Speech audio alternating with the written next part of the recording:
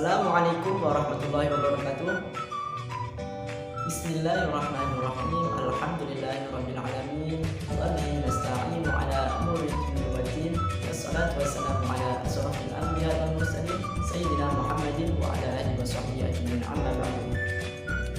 Alhamdulillahirabbil alamin. Teman-teman semua, kita masih diberi kesehatan oleh Allah Subhanahu wa taala sehingga terutama saya sendiri bisa berdiri di depan kamera ini untuk menjelaskan sebuah materi yang berkaitan dengan studi hadis dan hadis tarbawi. Dan saya di sini dan teman-teman saya nanti dari kelompok 4 akan menjelaskan sebuah materi yang berkaitan dengan mata kuliah studi hadis dan hadis tarbawi. Nah, tetapi sebelum itu saya di sini akan memperkenalkan terlebih dahulu secara singkat apa itu mata kuliah studi hadis dan hadis tarbawi. Nah, kita ketahui bahwa hadis itu merupakan sumber ajaran Islam yang kedua setelahnya Al-Quran yang pertama ya.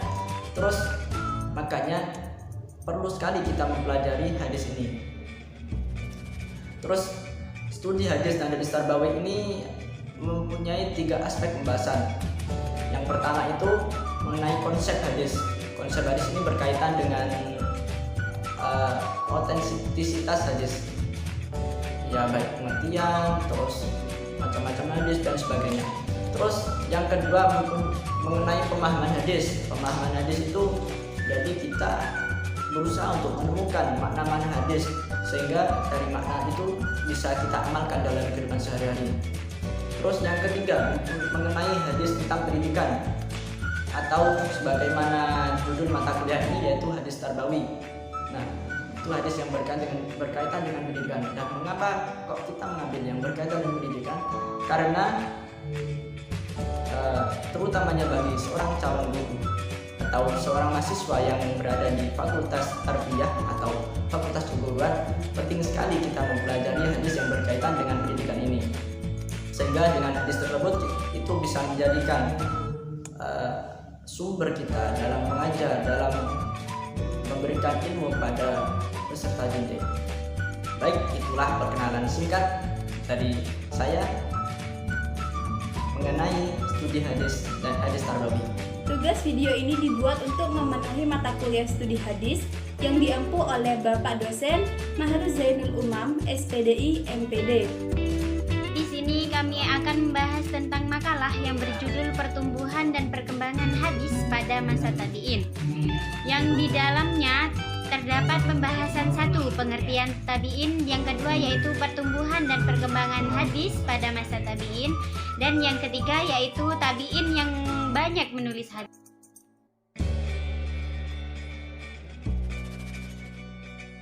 Perkenalkan, nama saya Vindi Fantikasari, NIM T20197111.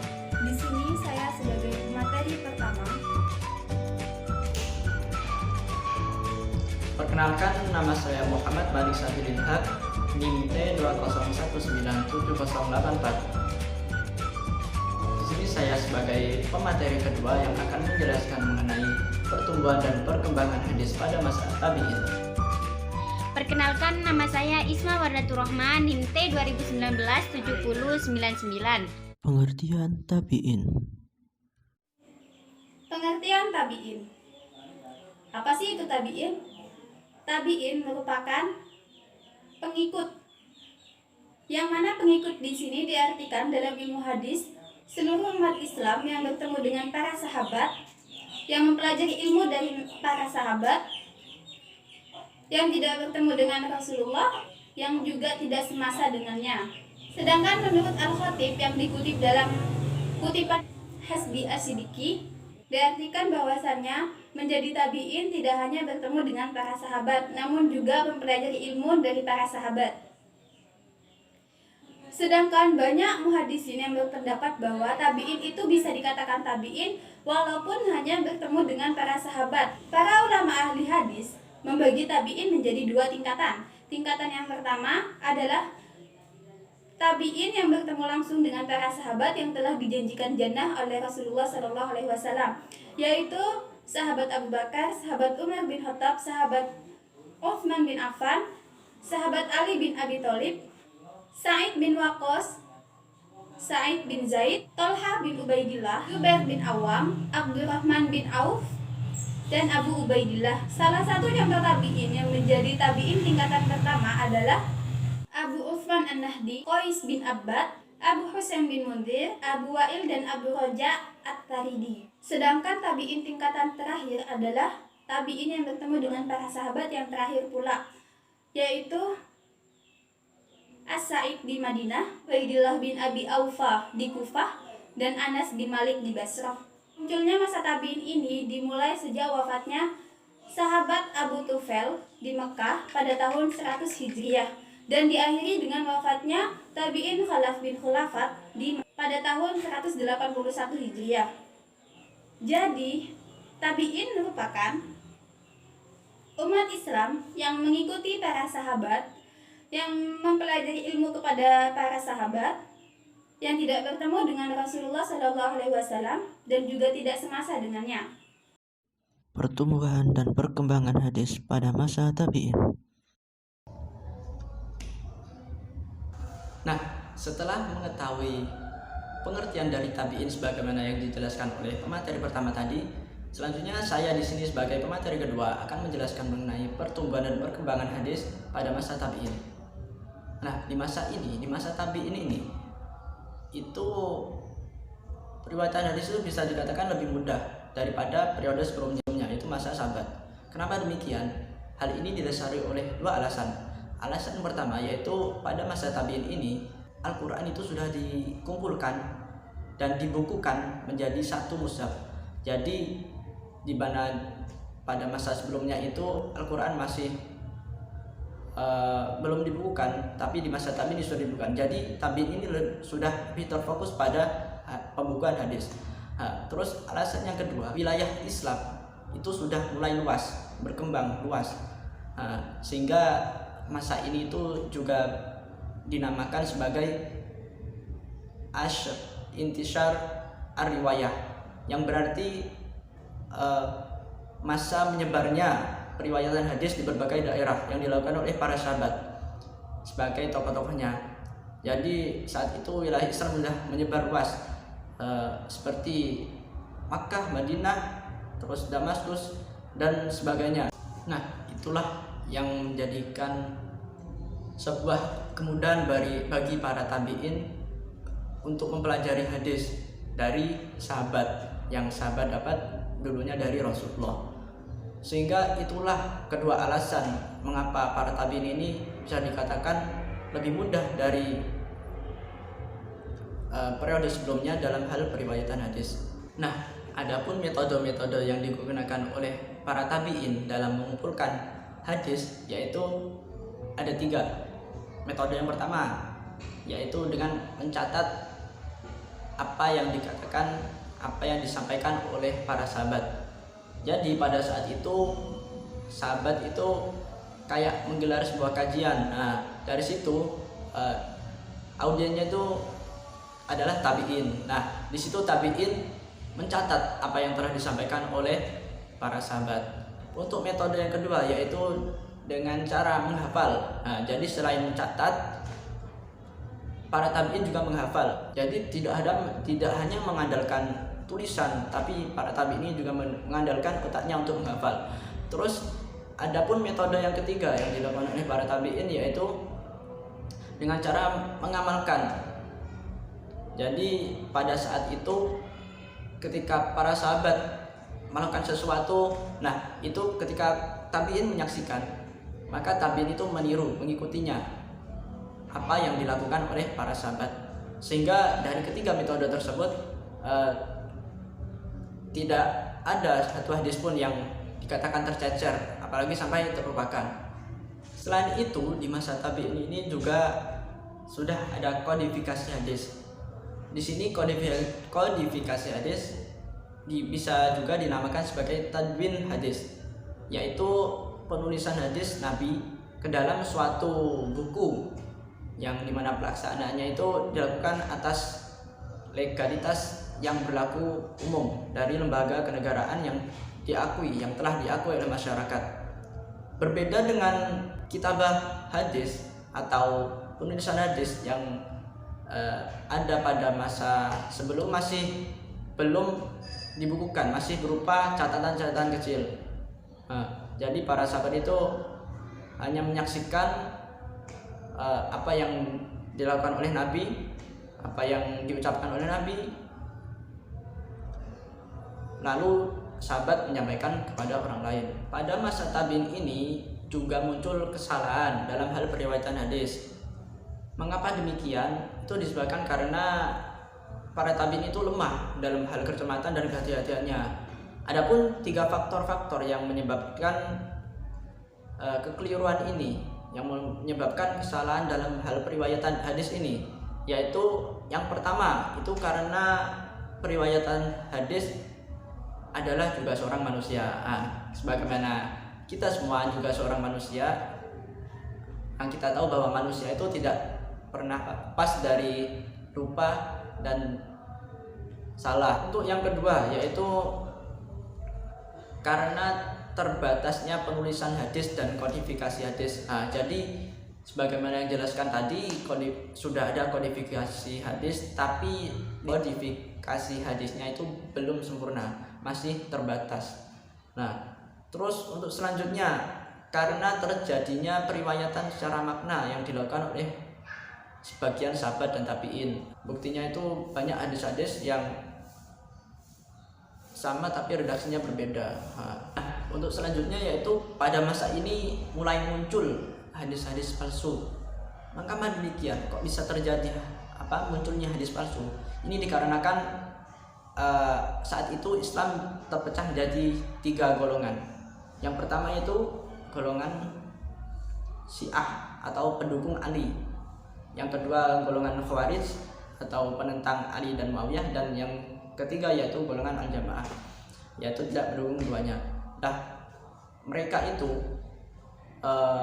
mencari dan mentakwil ayat-ayat Al-Quran serta menafsirkan hadis, yang itu mereka gunakan sebagai hujah untuk kepentingan kelompoknya.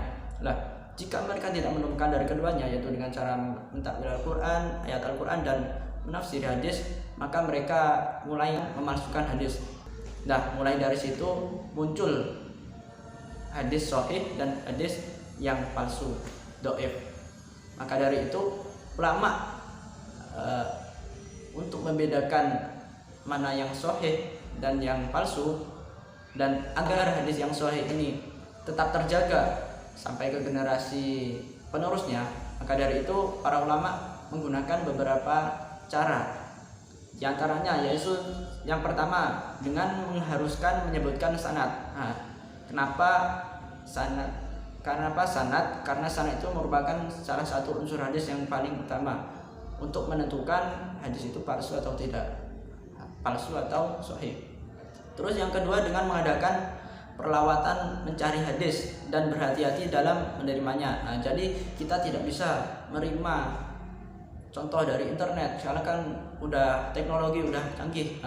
Kita tiba-tiba mengambil hadis dari internet tanpa mengetahui sanadnya. Kita itu tidak bisa menerima seperti itu saja. Kita harus mengklasifikasi terlebih dahulu, itu termasuk hadis yang sahih atau palsu. Kalau sahih maka kita ambil, kalau palsu maka kita tidak ikuti. Terus serta dengan mengadakan penelitian dan memerangi terhadap orang yang diduga suka membuat hadis palsu. Jadi kalau kita mengetahui ada orang yang menggunakan dasar hadis palsu atau orang yang menggunakan hadis palsu, maka kita harus melawannya.